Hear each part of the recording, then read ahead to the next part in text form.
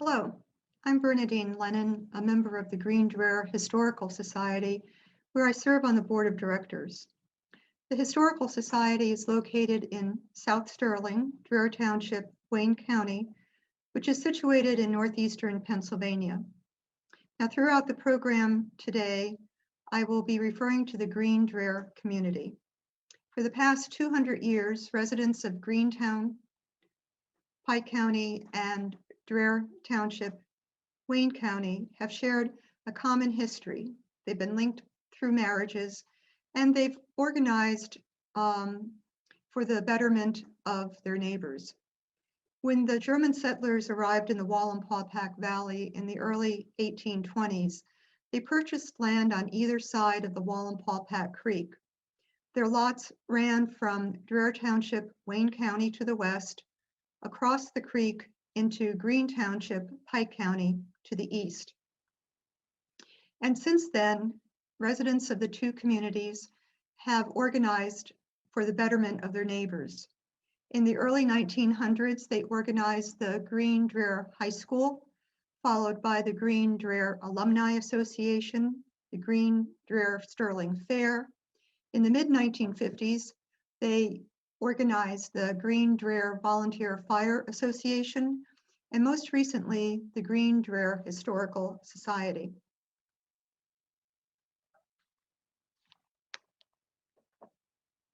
Now, 2020 marked the 100th anniversary of the passage of the 19th Amendment to the Constitution, which gave women the right to vote. It took thousands of people making speeches, protesting, and marching to make voting rights for women a reality. And the road to women's suffrage passed through Newfoundland, Dreher Township, and Greentown, Greene Township, on the afternoon of August 20th, 1915. Long before the 19th Amendment to the Constitution was ratified on August 18th, 1920, women had sought the right to vote and to participate in government. During the American Revolution, Abigail Adams wrote to her husband John at the Continental Congress, which was framing the US Constitution, "Well, I suppose we will have to have a new code of laws, and when you write those laws, remember the ladies, because all men would be tyrants if they could." Now, those words are a bit harsh, but Abigail firmly believed that women should be allowed to vote and to hold public office. But those radical ideas were generations away from happening. Despite the limitation of her gender, Abigail was confident that women could be effective leaders and decision makers, a concept that made her America's first feminist. By 1915, women in 11 states and the territory of Alaska had full voting rights. But in Pennsylvania, women could not vote on anything, not even for members of their local school board. Finally, in early 1915, Pennsylvania's General Assembly passed a referendum to place Amendment 1 to grant Pennsylvania's women the right to vote on the November ballot. Opposition to the women's suffrage was formidable. The liquor industry feared women would vote for prohibition. The textile industry and other industries knew women would vote for restrictions on child labor. And frankly, some men thought women were not smart enough to vote.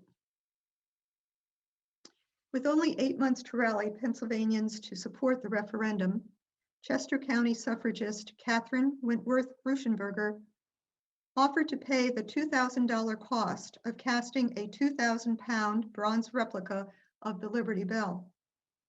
While the original Liberty Bell announced the creation of democracy, Ruschenberger said the Women's Liberty Bell will announce the completion of democracy.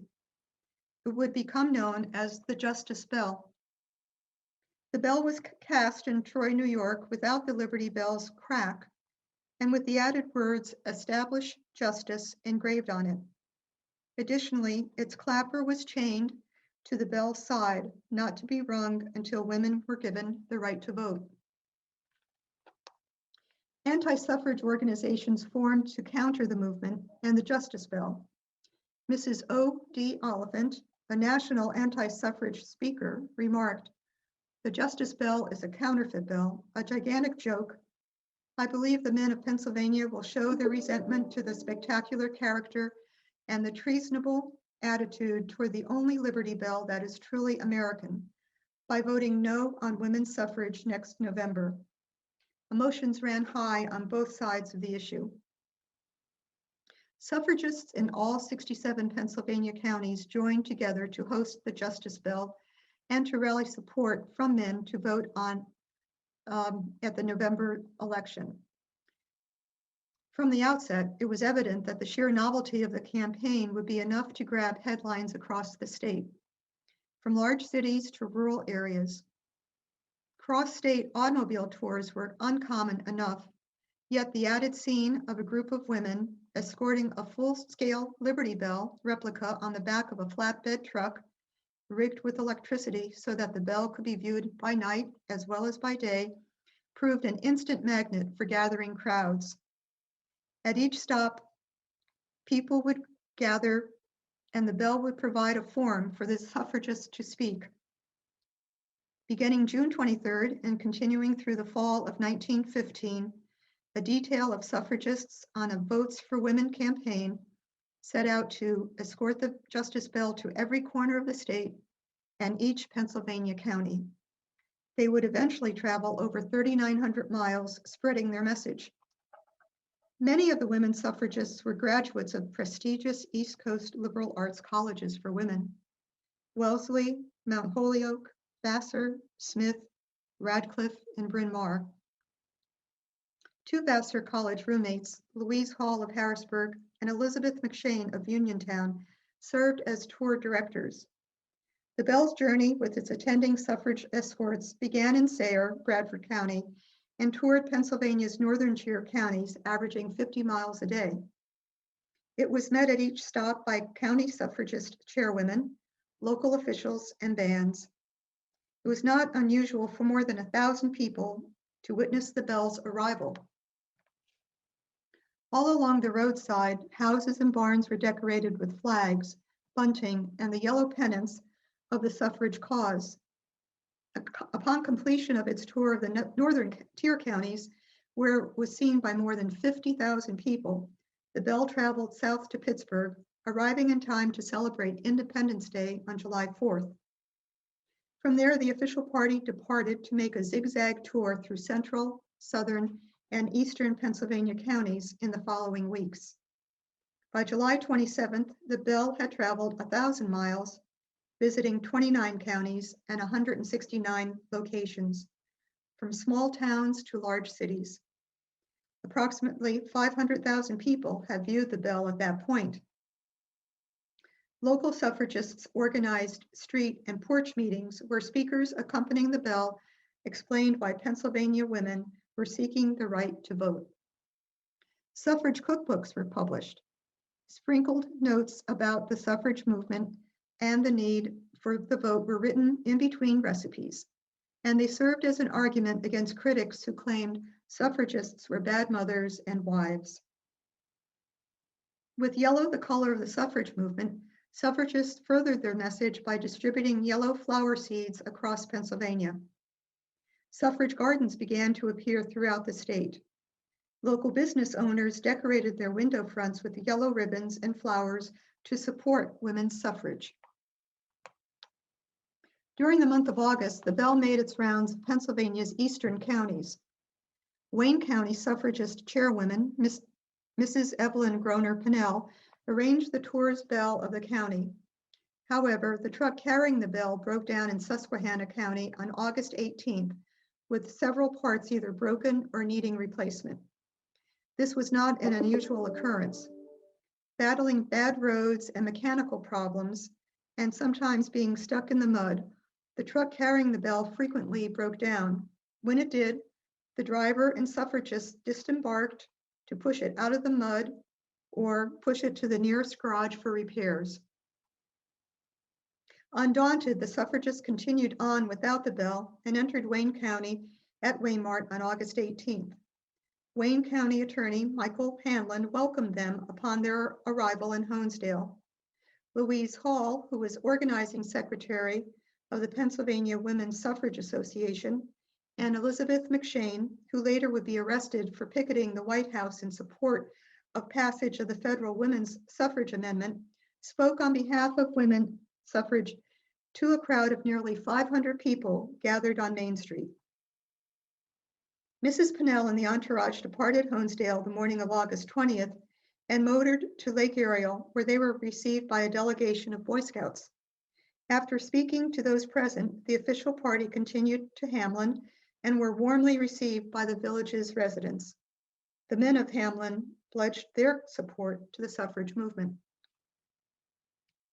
Meeting the party in Hamlin were Newfoundland residents Dr. Arthur J. Simon, who had assisted the county suffrage committee in planning the visit, Frank Waltz, Clarence Earhart, Viola Summer, Miriam Beers, Minnie Decker, Myrtle Warner, Laura Bean, Julia Sieg, Anna Madden, Frida Bean, and Rhoda Waltz. Dr. Simon was well respected and a leader in the Greene-Dreher community. His support of women's suffrage sent an important message to all the men in the county to back the movement. The group was escorted into Newfoundland, but not before the official party's vehicle broke down at the bottom of Webster's Hill. Eugene Webster presented the visitors with apples from his orchard and pledged his support for their cause. Finally, the official party and their escorts arrived in Newfoundland. They were welcomed by Mrs. Emma Bean Waltz at the Paupack House, where they had dinner. Later, the suffrage party went to the community house pictured here, a recently renovated former hotel, which had been acquired by the Community Welfare Association, which Dr. Simon helped organize, for use as a community meeting hall and social center. Men and women gathered there to hear Louise Hall's speech for the enfranchisement of women. Though not on the schedule, the next stop for the suffragists was Greentown for a brief stop. They proceeded on to the Paupack Methodist Church and were welcomed by those gathered with the ringing of the church bell. Elizabeth McShane spoke about the suffrage movement in Pennsylvania, after which the official party toured Tafton and, crossing the bridge at Wilsonville, entered Hawley. Louise Hall spoke for an hour and 20 minutes to a crowd of several hundred gathered in front of the First National Bank. She made one of her strongest speeches of the whole tour in the county there. The truck carrying the Justice Bell, having been repaired, arrived in Hawley on August 21st and was escorted into Milford by a group of Pike County suffragists. After speaking in Milford, the suffragists continued on to Matamoras and then south to Bushkill, entering Marshall's Creek in Monroe County. On August 24th, they entered Stroudsburg and then diverted to Carbon County, where the Bell made a tour and then re-entered Monroe County on September 1st. It was welcomed by Philadelphia Mayor and Mrs. Rudolph Blankenberg in Mount Pocono, who had a summer bungalow at nearby Pocono Manor. Monroe County suffrage chairwoman, Mrs. Sarah Staple, escorted the Bell to the area's large boarding houses and hotels located in Paradise Valley, Cresco, and Buck Hill Falls, where they held porch meetings with summer guests. The next stop on the Bell's tour was Lackawanna County by way of Tobyhanna and Gouldsboro, arriving in Scranton in time to celebrate Labor Day and participate in the city's parade. Residents of every coal mining town had the opportunity to see the Bell as it traveled up and down the Lackawanna Valley. Locally, the suffragists continued their efforts in the area after the Bell had departed. On September 7th, a group from Buck Hill came to South Sterling and held a suffragette meeting at the South Sterling Methodist Episcopal Church. Local newspapers reported quite a number of people turned out and heard the speakers proclaim why women should vote. South Sterling's Patriotic Order, Sons of America, Washington Camp 422 band played at the meeting, and most of the men signed the pledge to vote for the women's suffrage amendment. The men of Pennsylvania voted on November 2nd. The suffragists awoke on November 3rd to the disappointing news that Amendment 1 had been defeated by more than 125,000 votes in Pennsylvania. Wayne County voted for the amendment, while Pike and Monroe County voted against it. Over the next 2.5 years, suffragists turned their attention to amending the U.S. Constitution rather than fighting for voting rights in each state. In 1917, suffragists from 37 states began picketing the White House, something that had never been done there before by any organization. They carried banners that read, "Mr. President, how long must women wait for liberty?" They didn't say a word and earned the name the Silent Sentinels. Over the next 2.5 years, hundreds would be arrested and imprisoned. While women did the hard work in the suffrage movement, they were supported by many men, some of whom held very prominent leadership positions in their communities, such as Dr. Simon. In the winter of 1909, a number of influential men in New York City met to organize for one purpose: to support women in their quest for political equality. They formed the National Men's League for Women's Suffrage and used their skills and connections in business, newspaper, and financial industries, and as well as government, to get women their voting rights. Men Leaguers marched in the streets, undertook nationwide suffrage tours, hosted lavish fundraisers, wrote editorials, represented women suffragists in court, and lobbied at the state and federal levels for equal suffrage. Leading men of Pittsburgh organized their own men's league for women's suffrage. Future Pennsylvania Governor Gifford Pinchot supported the league and the suffrage movement, arguing that women in politics would be undeniably beneficial. His wife, Cornelia Bryce, was a suffrage activist in her own right before their marriage, and together they worked to bring the vote to Pennsylvania women. On June 4th, 1920, Congress voted to approve the 19th Amendment. 20 days later, the Pennsylvania legislature voted to ratify the 19th Amendment, the 7th state to do so. By August 18th, the required 36 states had ratified the 19th Amendment, giving 25 million women the right to vote in the November 1920 election. On September 25th, 1920, the Justice Bell rang for the first time on Philadelphia's Independence Square to celebrate the ratification of the 19th Amendment. While this amendment permitted over 25 million American women to vote in time for the 1920 presidential election, various loopholes, such as literacy tests and poll taxes in some states, kept minority women from exercising that right until the Voting Rights Act of 1965 was passed. Today, the Justice Bell rests in the Washington Memorial Chapel at the Valley Forge National Historic Park. Amanda Owen, Executive Director of the Justice Bell Foundation, wrote, directed, and produced the documentary, Finding Justice, the Untold Story of Women's Fight for the Vote, in order to raise awareness of the journey of Pennsylvanians women suffragists. It tells the story of a band of intrepid women and their 1-ton bronze bell that became a celebrated icon of the women's suffrage movement. For more information, you can visit their website, where you'll find directions on how to purchase a copy of the DVD.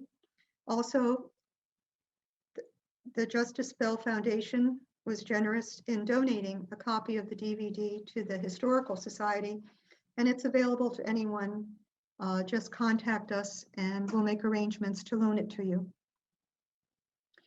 Now, this concludes the presentation on the road to women's suffrage presentation. We hope that you've enjoyed it, and additional presentations by the Historical Society can be found on our website, and